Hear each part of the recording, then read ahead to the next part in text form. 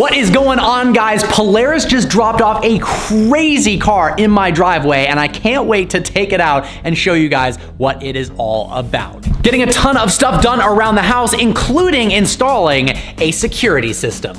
Today's video is sponsored by SimpliSafe. SimpliSafe is a customizable at-home security system that is incredibly easy to install and use, and it is free from any hidden costs or contracts. It's monitored by professionals 24/7 who can call you in an emergency and send police. SimpliSafe made it incredibly easy to give my house the reliable security it needs without the hassle of somebody coming in and installing it. I did it all myself, and it was super simple. First, you set up the base station, and then you can choose from a limitless number of customizable sensors as well as cameras to add around the house. The instructions are so simple, if you can read, you can make your home secure with this system. I set up a motion sensor in the corner of my office. It's sleek, it's small, yet its range is incredibly powerful. I, of course, have a camera set up to monitor my cars in the garage. I've been looking for something like this for a very long time, so I'm so happy to have found SimpliSafe. They even have glass break sensors that can tell the difference between a shattering window and glass breaking on the floor. We've even got these tiny entry sensors that give you thoughtful reminders in case you accidentally left the door open, or if there's a break-in, it alerts you.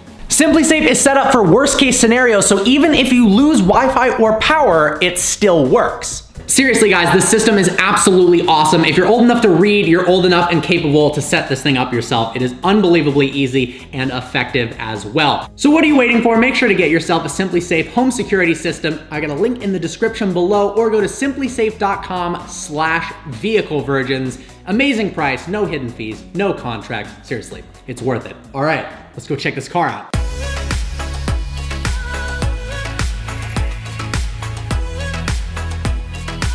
Next to me is the Polaris Slingshot, one of the most wild, unique looking vehicles on the road. In fact, recently I've seen them everywhere in Las Vegas as well as my local area, and I've wondered, what's the point of it and what is it actually like to drive? Well, we've got one now, so let's find out exactly that. One of the first things you are likely to notice with the Polaris is the fact that it only has 3 wheels. That's right, there's 2 at the front and only 1 at the back. Now, this is very interesting for many reasons. It means it's not classified as a car, and it's also not classified as a motorcycle. It's actually classified as an autocycle, which means a vehicle with 3 or less wheels. It has to have a steering wheel, which a motorcycle does not, and a normal seat that doesn't require you to actually straddle the vehicle in order to ride it. Now, because the Polaris only has 3 wheels, it doesn't have to comply with the stringent automotive regulations that would make the Polaris a lot heavier, aka a lot less fun to drive, as well as significantly more expensive. Now, because it's not technically a motorcycle, in 44 states, you can operate a Polaris Slingshot with a normal driver's license. The suspension geometry of the Polaris Slingshot is incredibly unique. You'll notice there's only 1 coilover, and it's actually located off to the side, not in the center, which means very careful calibration was done to ensure the proper weight balance and distribution of the car itself, so that it didn't topple over to one side. You'll notice it's also belt driven, like a lot of motorcycles are, and this rear wheel, because we've got the SLR package, that's the top of the line performance trim Polaris, 20-inch wheel mated to a 305mm rear tire. That's the same width as a Lamborghini Huracan, only this one has only 1 tire. The rear of the Slingshot is exceptionally futuristic. We've actually got this motorcycle plate mount that looks like something out of a Transformers movie. Note, you register these as motorcycles, not as cars, but you can still drive them in many places without a motorcycle license. We've got these gorgeous LED taillights that span down the sides here, 1 on each side, a light bar here, as well as a backup camera. I'll talk a little more about the backup camera in a bit. It's quite good. We've got rollover protection, although unlike a Reliant Robin, this thing would be pretty hard to roll over. The design of the Polaris Slingshot is truly like nothing else on the road. The combination of its 3-wheeled stance with this almost Star Wars X-Wing fighter-styled front end draw an unbelievable amount of attention to the vehicle when you're driving it on the road. And the responses are exceptionally positive. The price to attention ratio of the Polaris Slingshot is unbelievable. You'd have to be driving a Ferrari or a Lamborghini to get as many stares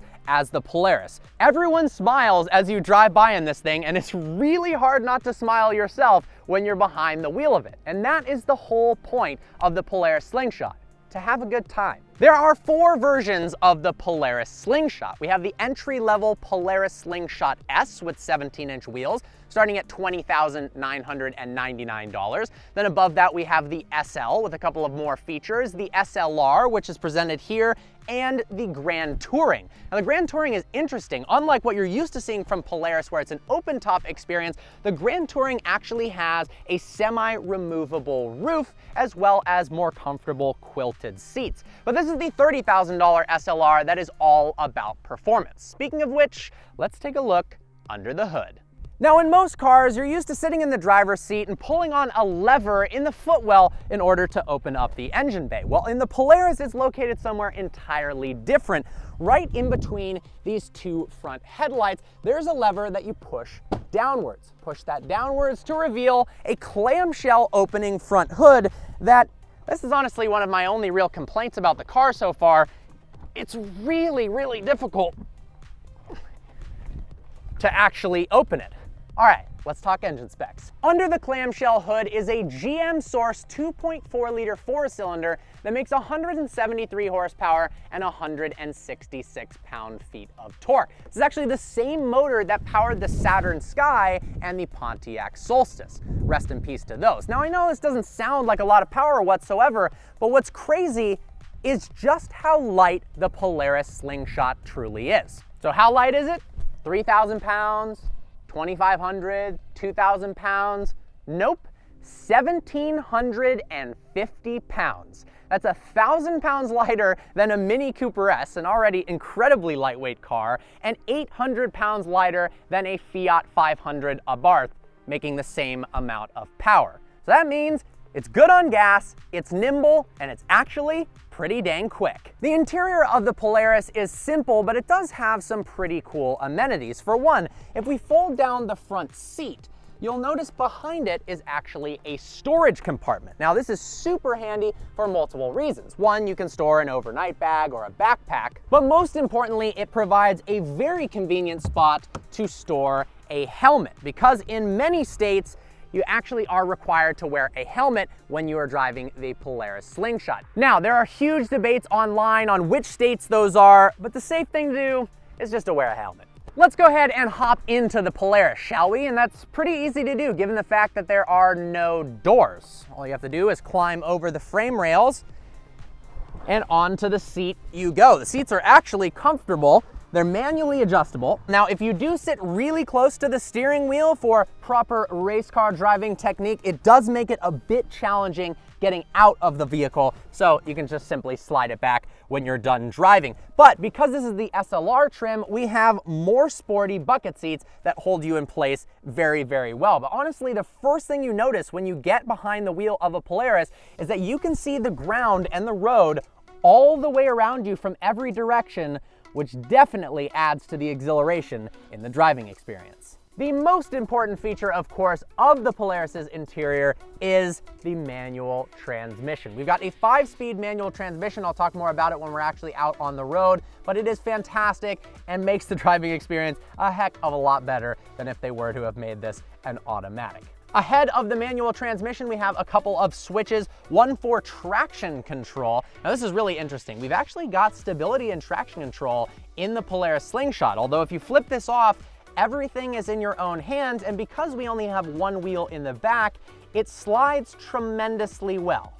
Like, really, really well. It's a ton of fun. We've also got the emergency flashers and some lights, as well as the stop-start button in front of that. So to turn the car on, you push the clutch in, turn the key, button lights up in red, and press it, and the Polaris is on. To shut it off, you just turn the key the other way. Above the start button in the center stack is the 7-inch touchscreen infotainment system. It's actually really easy to use, has a couple of hard buttons here, but you can touch on the screen as well. You can pair your phone to it. It's got a 100-watt Rockford Fosgate sound system. You can do navigation as well as see vehicle data. It also has a really good backup camera, which is nice because the frontal and side visibility is better than any other vehicle you've ever been in, but over the rear, because you have these rear crash structures and roll protection, it's not quite as good as you'd like. Right in front of me is a fantastic Sparco steering wheel that feels great in your hands. In fact, there's almost nothing behind it, so you've got tons of room for your hands to move around or just to hold it at 9 and 3, but it feels particularly good around corners. Interestingly enough, it is actually electronically power-assisted steering, even in a vehicle like this. That comes as part of the SLR package, the Sparco steering wheel, as well as Sparco pedals. We also get the 7-inch touchscreen, Sparco shift knob, and 2-piece composite discs. But the strangest part of the interior, in my opinion, is the speedometer. We've got a nice analog speedo and tach next to each other. The speedo goes in increments up to 120 miles an hour, but then it jumps in increments of 20 up to 220 miles an hour. I don't think this 173 horsepower car is going 220 miles an hour, but all right, time to drive the Polaris Slingshot. Seatbelt comes over from the right-hand side. I drove this car actually originally without sunglasses. And the reason I had sunglasses on this entire review is that the windshield is not quite high enough to deflect wind from your eyes. So if you travel at above 30 miles an hour, your eyes start to tear up and it's not a good look and it's not necessarily safe. So if you're wearing a helmet that doesn't have a visor, definitely wear sunglasses. I'm hoping the audio works out because this is an open air car. It's going to be pretty windy in here. I guess we will find out. Also, the windscreen is a little bit flimsy, which is not a problem at all from a build quality standpoint, but it is from hooking a GoPro up to it. So I'm a bit worried that it is going to shake all over the place. One thing I don't like about the Polaris is the mirror adjustments on the left and right side are manual. So you actually have to get out of the car in order to reach the right-hand side. Not a huge deal. Let's go ahead, turn the key all the way on, fire it up. I'm gonna drive slower at first so the wind noise is reduced, and then we'll pick things up a notch.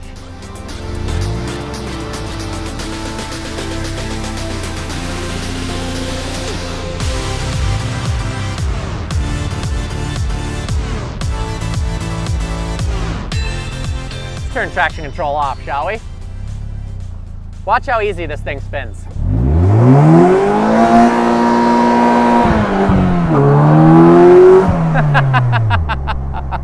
The fact that it's an open-top roadster makes the driving experience so much more fun. Being able to see the road right next to you gives you the sense of speed that you just don't get in a normal car. So, what is it actually like to drive? Surprisingly, it doesn't actually exhibit strong characteristics of understeer or oversteer in one way or another. It's pretty darn stable around corners, and the suspension limits body roll by a lot more than I was expecting, especially with only one rear coilover.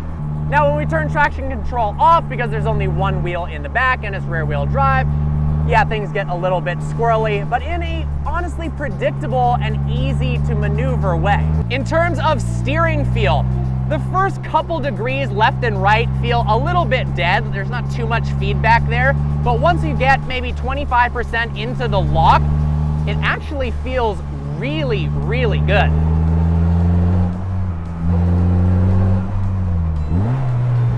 All right, turn in.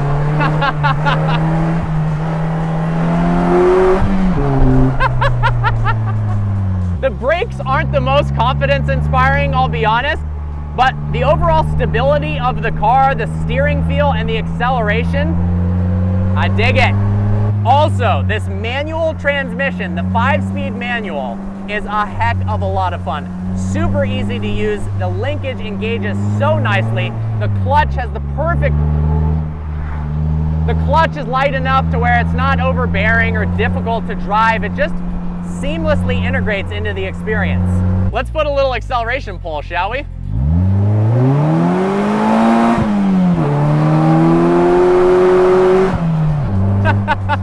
With traction control off, this thing is tail happy. Holy crap. All right, let's go ahead and put traction back on because the majority of the time, you're probably not going to be driving with traction control off. What is the point of a Polaris Slingshot? Honestly, it is, in my opinion, a toy. It's something to have fun with. You could go to the grocery store and put groceries in the side compartment here, or maybe in the back there. You could run to the golf course. But really, it's about what I'm doing right now. Going up into the canyon roads, having a bunch of fun in the turns.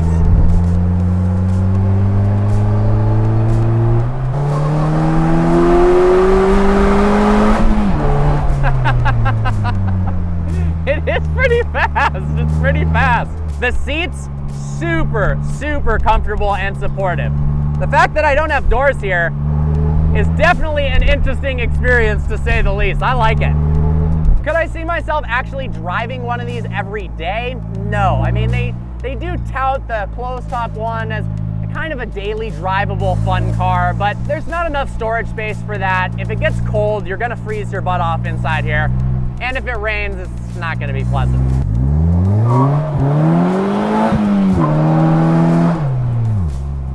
Well, if you want a car to learn how to drift with, this thing is unbelievably easy to put sideways in a controllable manner. That's gotta be my most fun part of the Polaris Slingshot, is how easy it is to put this thing sideways. Well, I figure there's no better way to end the Polaris Slingshot video than with a little point of view drive, because that's what this thing is all about. Check out the key, by the way. Pretty unique design. All right, let's hop in.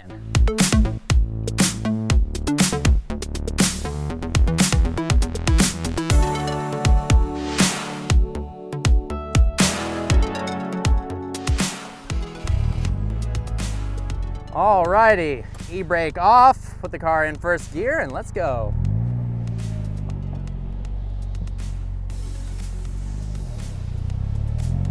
Honestly, if you're looking for something that's a relatively inexpensive car to learn how to drive a manual on, this manual transmission's really easy to use.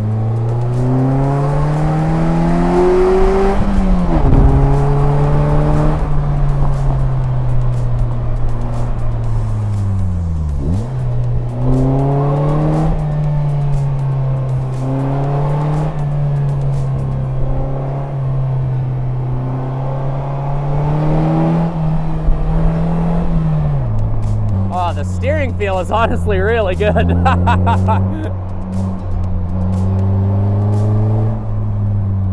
It's weird, it gets these like little hints of understeer and then it corrects it without doing anything.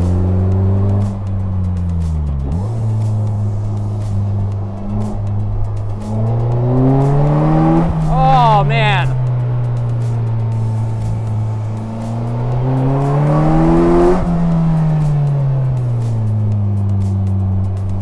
The brakes definitely could use a little bit more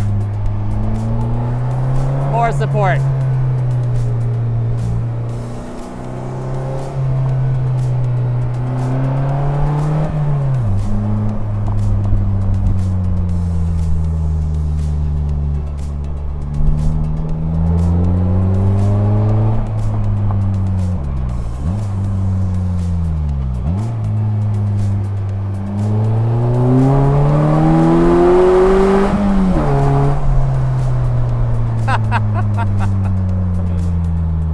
This thing is fun. Well guys, I hope you enjoyed this review. Like always, please browse the channel and subscribe. I look forward to seeing you next video.